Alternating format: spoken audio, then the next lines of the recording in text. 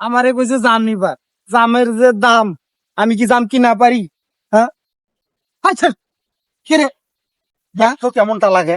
হ্যাঁ তোর কি টেনশন? এদিকে তো, এদিকে এদিকে তো কি টেনশন বল। টেনশন ভাই সে কথা কইস না। মাথা বড় টেনশন আমার ঘুরতে খেতে কেতে জানে হাইকে তুইছে।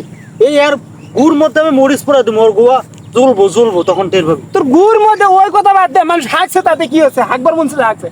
আরে আমার লিভার কইছে জাম এক পোয়া। জাম হ্যাঁ জাম এক পোয়া। হ্যাঁ আমার বউ এক পোয়া জাম আনতে কইছে। তোমার ভাবি ভাবি। কারণ আমি কইছি জাম বাড়াইছে, কই কি হ্যাঁ আমি দেখে আইলাম হ্যাঁ। রাস্তার মোড়ে। হ্যাঁ। তা গেছি বেড়ারে কইছি ভাই আমের কেজি কত? হ্যাঁ কই আমের কেজি 80 টাকা। 80 টাকা কেজি? হ্যাঁ জামের পোয়া কত? কই কি 80 টাকা। আমও 80 টাকা, জামের পোয়া 80 টাকা। পোয়া 80 টাকা।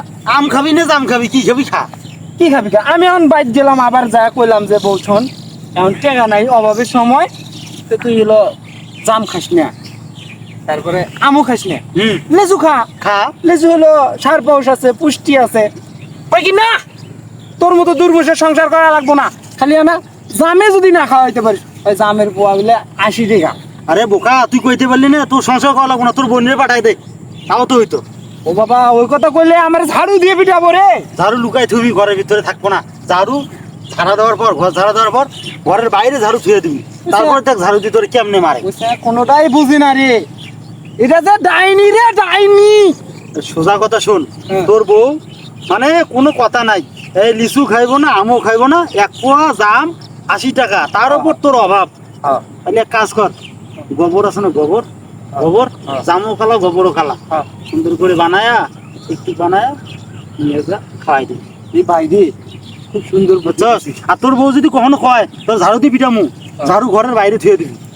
আর যদি কয় তোর সংসার করুম না, কয় তোর বোন রে আইতে ক, তারপর দেখ কি হয়। এই ওই কথাই দিয়া কবি।